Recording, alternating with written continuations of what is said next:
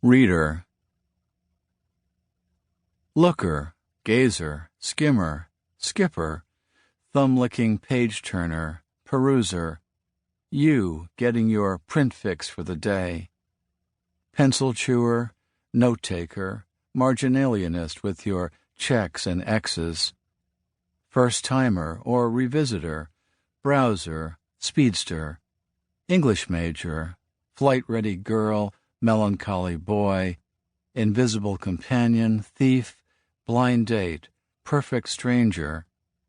That is me, rushing to the window to see if it's you passing under the shade trees with a baby carriage or a dog on a leash, me picking up the phone to imagine your unimaginable number, me standing by a map of the world, wondering where you are, alone on a bench in a train station, or falling asleep, the book sliding to the floor. The country. I wondered about you when you told me never to leave a box of wooden strike-anywhere matches lying around the house because the mice might get into them and start a fire. But your face was absolutely straight when you twisted the lid down on the round tin where the matches, you said, are always stowed.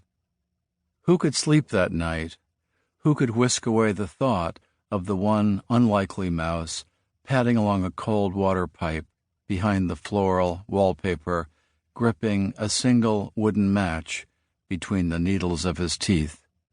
Who could not see him rounding a corner, the blue tip scratching against a rough-hewn beam, the sudden flare, and the creature, for one bright, shining moment, suddenly thrust ahead of his time, now a fire-starter, now a torch-bearer in a forgotten ritual, little brown druid illuminating some ancient night? Who could fail to notice, lit up in the blazing insulation, the tiny looks of wonderment on the faces of his fellow mice, one-time inhabitants of what once was your house in the country?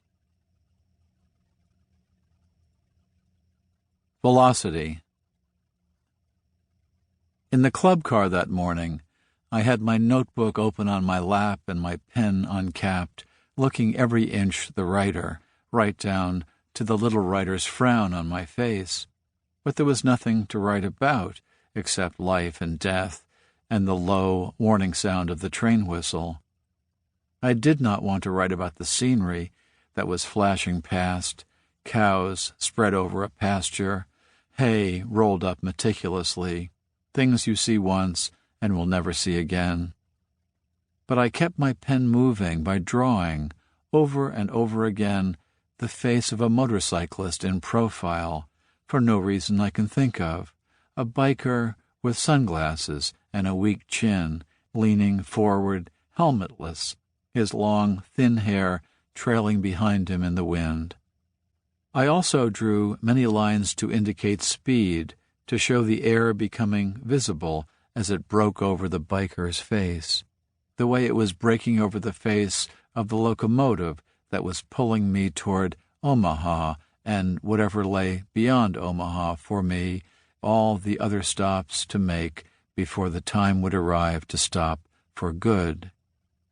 We must always look at things from the point of view of eternity, the college theologians used to insist, from which, I imagine, we would all appear to have speed lines trailing behind us as we rush along the road of the world, as we rush down the long tunnel of time.